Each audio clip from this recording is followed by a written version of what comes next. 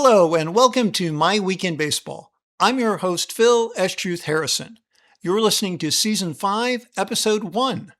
All episodes are available in both video and podcast format at myweekinbaseball.com or subscribe on YouTube at My Week in Baseball and be sure to click the like button.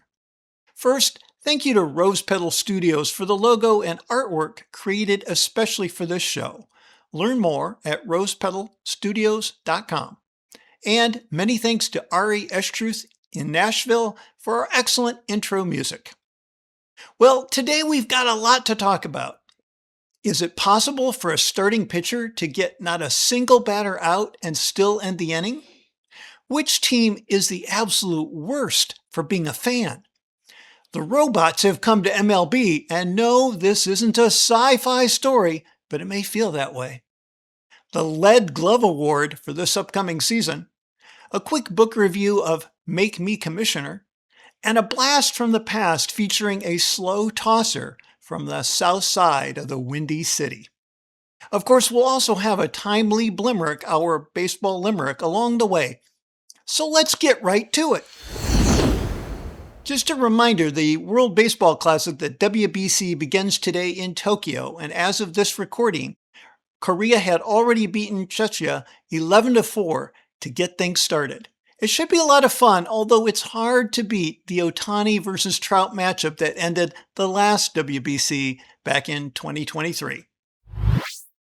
Today's trivia question: what pitcher who started more than 40 games 5 times in the 1970s was not exactly known for his velocity, and when asked how far he threw, said 90 miles an hour.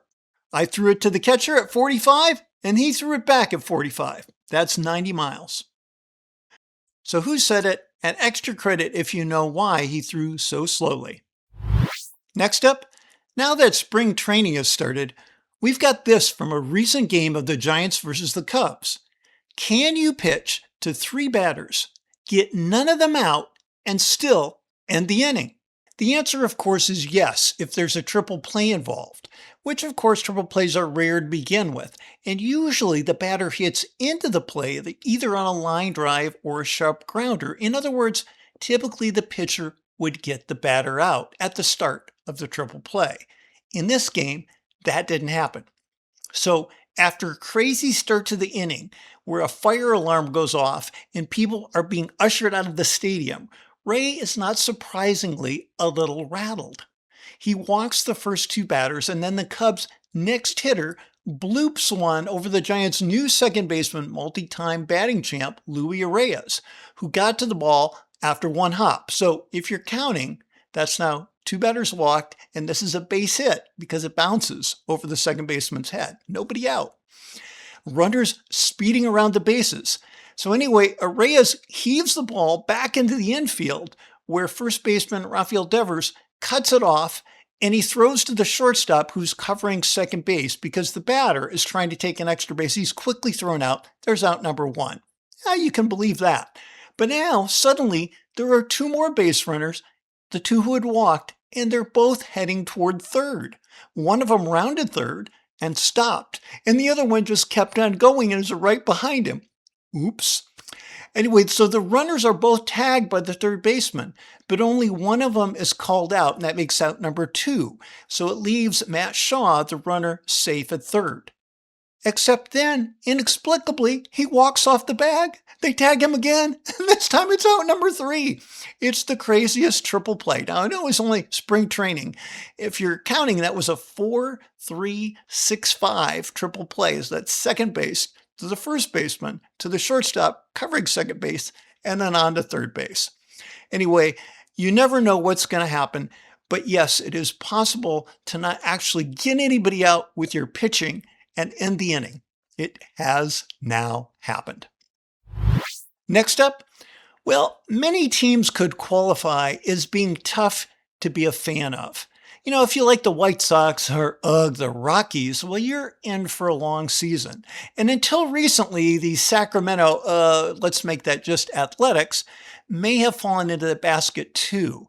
But going into 2026, the winner of the toughest team to be a fan of has to be the Los Angeles Angels, affectionately known as the Halos. Not only did they botch opportunities when they had both Mike Trout along with Shohei Ohtani, but now they have a roster mainly of 4A players and a few minor league has-beens, sorry Angels fans. But recent comments by their owner show their true commitment or lack thereof to winning a ball game. In case you haven't heard, recently Artie Moreno, owner of the Angels, basically said that the fans don't care about winning, or at least if they do, it's far down the list. So according to Moreno, here's what he said, quote, "The number one thing fans want is affordability. They want affordability, they want safety, and they want a good experience when they come to the ballpark. Believe it or not, winning is not in their top 5. That's end of quote. So it's not really clear where he's getting this information, but apparently that's the thing. You want the affordable game. You don't care if you win. He probably has some truth in there if you're talking about actually going to the ballpark for the event that game, but it sure doesn't sound good. Anyway, the Angels play in one of the two sports markets in America. New York and Los Angeles are easily number 1 and number 2 as far as viewership. But those two markets they're head and shoulders above everybody else, and yet they pay and they play like they're a small market team. And Moreno clearly demonstrates that winning doesn't matter, as the Angels have not had a winning record since 2015, 11 seasons ago. And still, even then, they finished in 3rd place in their division. In case you're wondering, their last really good season was the year prior to that, was 2014, when they won 98 games. They were first in the division, but they ended up losing to KC in the playoffs. Artie Moreno bought the team in 2003, and that is the year after they won their last World Series. So woe to you Angels fans. Winning may not be a top 5 priority, but at least you don't have to suffer through another season of Anthony Rendon injuries. Next up, our Blimerick. And today's Blimerick is a tribute to owners being a little too honest. So here we go. My team does not have to win. I'll absorb the losses and grin. In my top 5, it's not when high-priced hot dogs they've got. Let us fans just take it on the chin.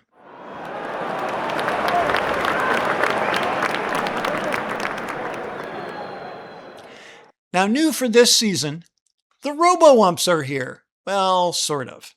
They are here if you like to appeal to them. Oh, please, Robot in Blue, are you sure that was a strike? Anyway, here's a quick primer of what it all means. We don't have fully automated balls and strikes, thank goodness.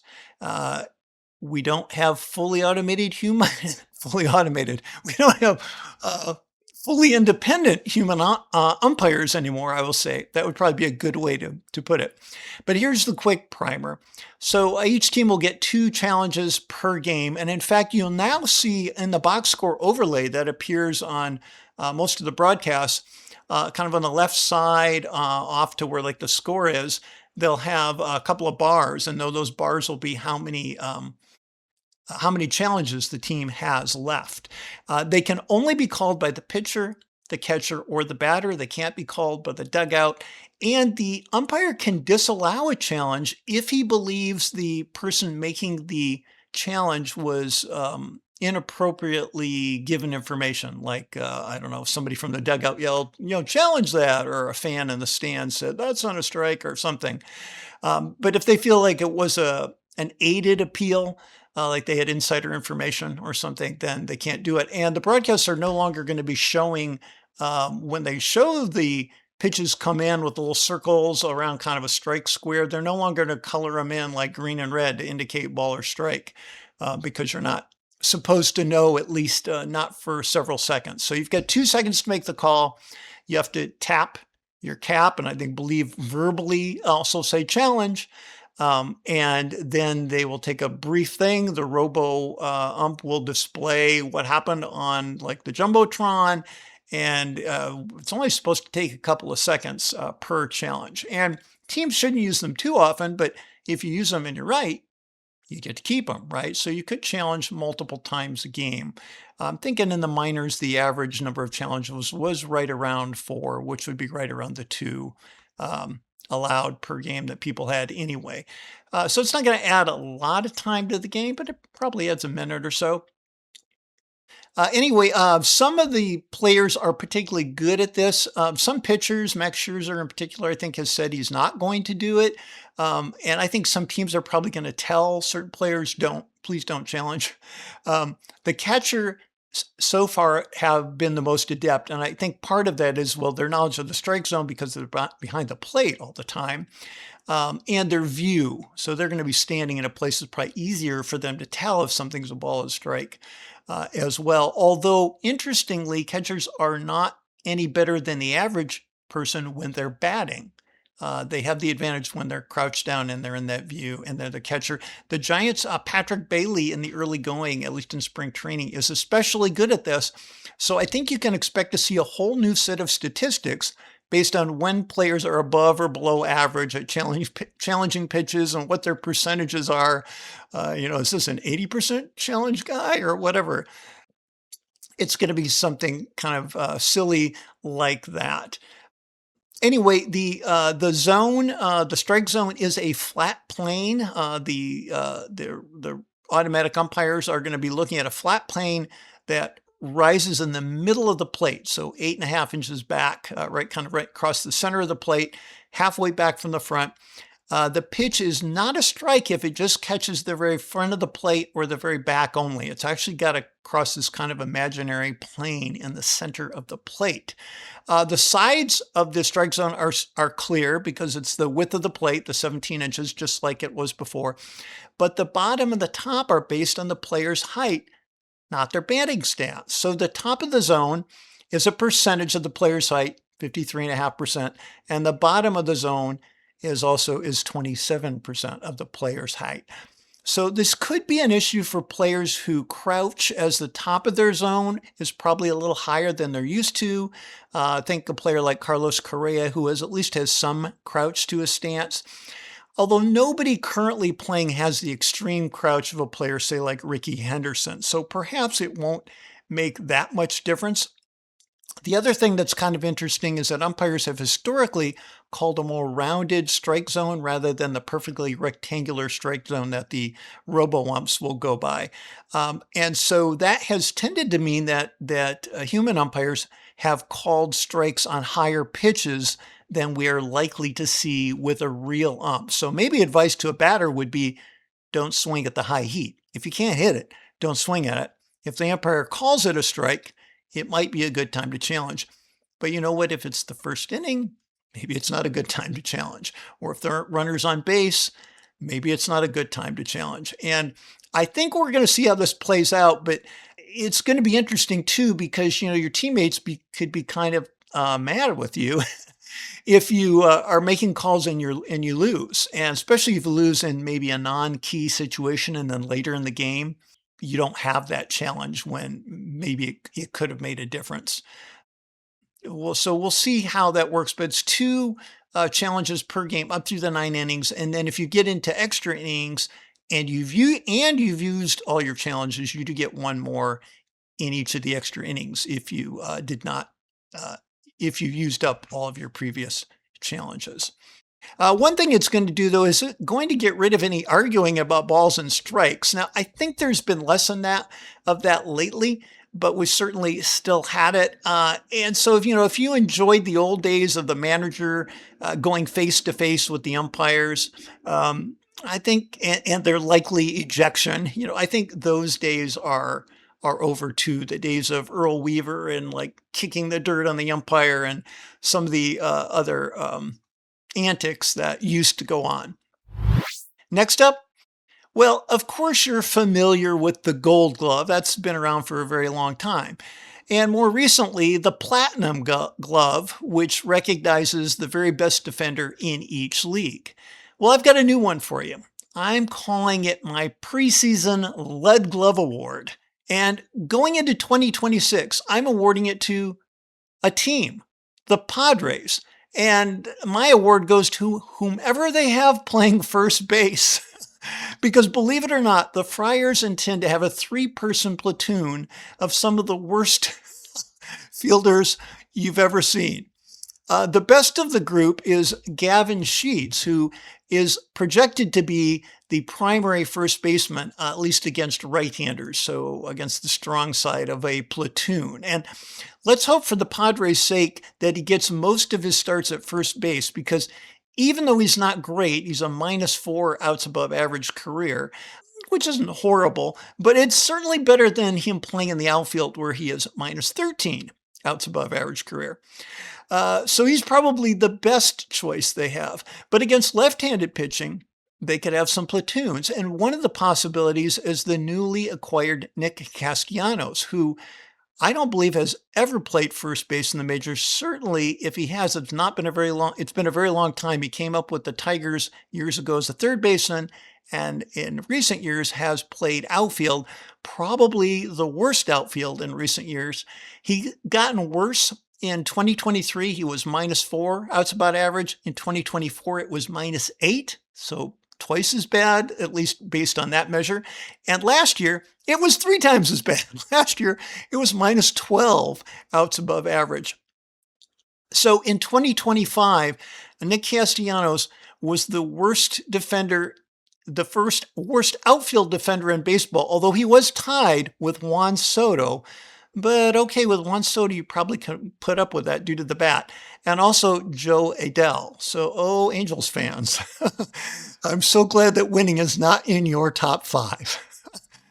Anyway, Castellanos is really going to have to hit to play anyway. He was not a productive player in 2025. His on-base plus slugging was .694, and there were only 12 other qualified hitters. That means, players who played enough, who were worse than him offensively last year. So he's a poor defender, and at least last year, also poor with the bat as well.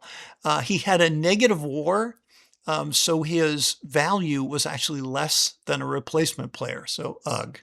But that's 2 of the 3 players the Padres expect to have playing first base. The third one is also a converted outfielder, Miguel Andujar. He's another should-be designated hitter. He only played 7 games ever at first base. Better than Castellanos, who I believe played 0. But Miguel Andujar's outfield stats are really poor. He has a -10 outs above average over the last 2 years combined. I guess not quite as bad as Castellanos and his -12 last year, except Castellanos played a lot more games. So with Andujar only playing like 30 or 40 games in the outfield, he's not very good either.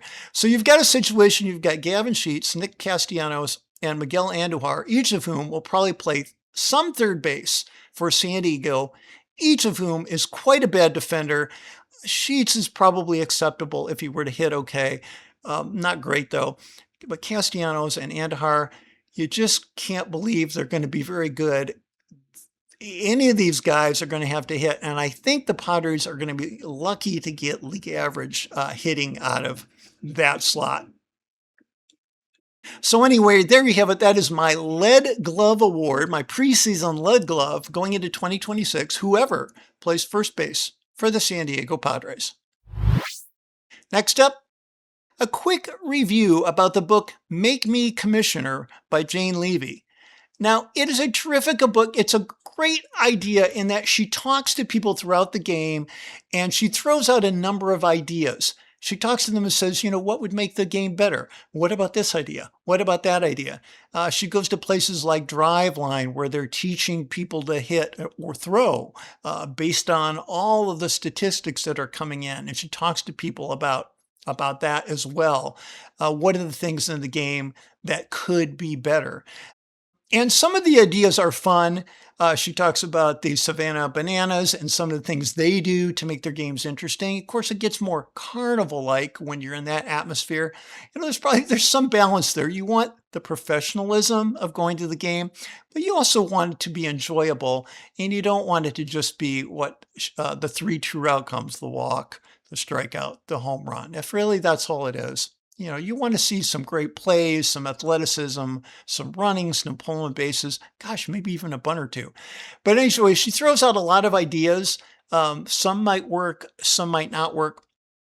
One of the things I was talking to a friend of mine recently, and we came up with an idea of what if, what if you had some incentive to bunt? So let's say you do a sacrifice bunt. Well, why would you do that? Because you just gave up an out. We know how valuable outs are. Well, maybe the trade-off is you get like another appeal to the Robo Ump. What if you got then a third appeal instead of two appeals? And I don't know, little things like that. Maybe there could be incentives. One of the ideas, though, that comes up in the book, Make Me Commissioner, is just talking about how injury prone pitchers are. And really, it has to do with throwing maximum effort as hard as possible, velocity on every single pitch, and trying to strike everybody out, which is really the way the game is played right now. So one of her ideas was to have a larger baseball, a 5% larger baseball, and a slightly heavier baseball that might be 6 ounces instead of 5 ounces. And when you do that, it lessens the torque on the elbow and it decreases the rotation of the shoulder. It's interesting. It also, of course, decreases velocity, and it can change the amount that the ball breaks. But my thought was, well, maybe the pitchers wouldn't break. So, that could be a good thing. Anyway, I think if you read it, that's not the only idea by far. There's a lot of things that are thrown out, and then you go, yeah, that could be kind of interesting. Or like, what could we do to make it more likely that a starting pitcher stays in the game longer? Just things like that. So I do recommend the book. I do have a full written review in a recent blog post. I encourage you to visit at myweekinbaseball.com. Next up, now it's time for this episode's trivia answer, which also turns out to be our blast from the past.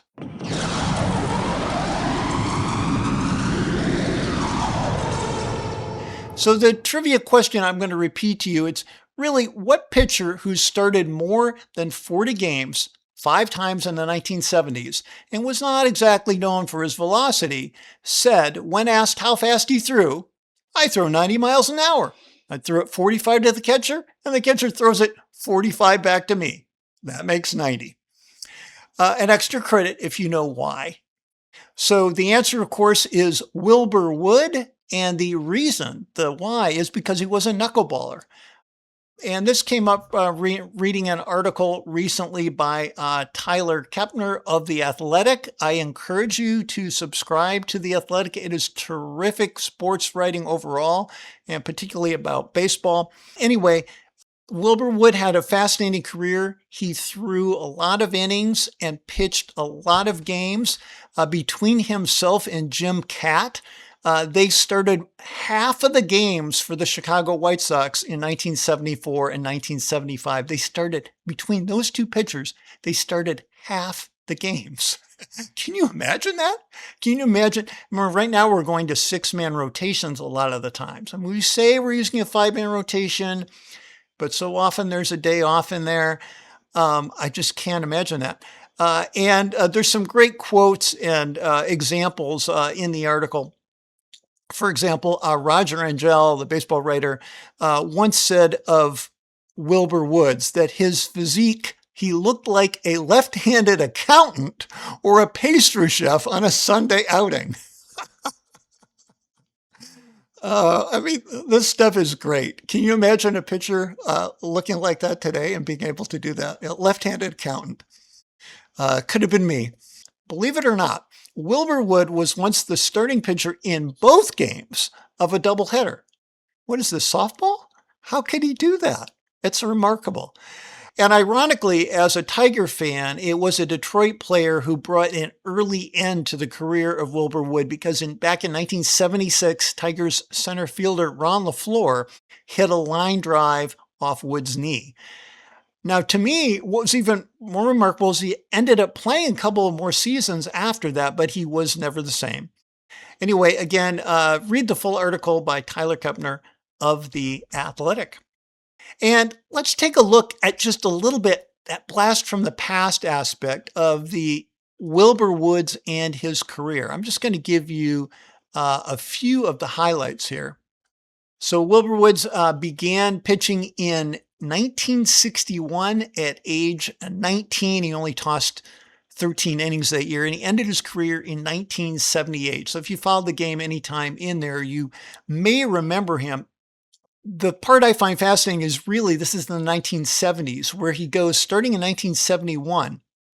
He starts in order 42 games, 49 games, 48 games, 42 games, and 43 games. That is 5 years in a row that he starts over 40 games. I mean, that's not even really a 4-man rotation. That's like a 3.5-man rotation, maybe, right? That's pretty remarkable. And in that time period, the number of innings, over 300 every year, 330, 370, 360, 320. Oh, the last year, only 291. The last year in that sequence, only 291 innings. You can't believe people, pitch that kind of thing. And his earned run averages were pretty darn good. In fact, in 1971, he was an all-star and he had an ERA of 1.91. Started 44 games, or started 42 games. Oh, he completed 22 of them. So also in those 5 years, 4 of those years, he completed at least 20 games. And the other year, he completed 14. So it's just kind of amazing. He did lead the league in innings pitched twice in that period, 376 innings in 72 and 359 innings in 1973. He also led the league, as you would expect, in batters faced both of those years. So he was an all-star, as I mentioned, in 71, an all-star in 72. In those years, he finished third in the Cy Young Award, second in the Cy Young Award. The following year, in 73, finished fifth in the Cy Young Award. And in the next year in that sequence, 74, he was still an all-star. So really a remarkable innings eater, and not just an innings eater, though, but a good, and excellent pitcher, an all-star, a Cy Young, the type of pitcher you consider in your Cy Young voting. Career number of wins, 164 career wins, 156 career losses, career ERA of 3.24, and a career ERA plus of 114. So his ERA was 14% better than league average. And is, if you like things like FIP, 3.37, just a tick above his actual ERA. So even that kind of backs it up. So anyway, it didn't strike many guys out, though. So if you go by today's thinking, his strikeout per 9 was under 5, 4.7 strikeout per 9.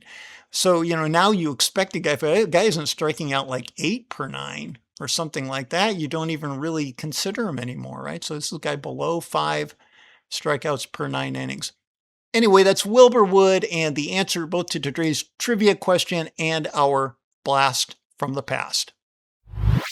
So that's all for today, my friends. Join us next time because honestly, what can be better than talking baseball? As always, I'm your host, Phil S. Truth Harrison. We'll see you next time on My Week in Baseball.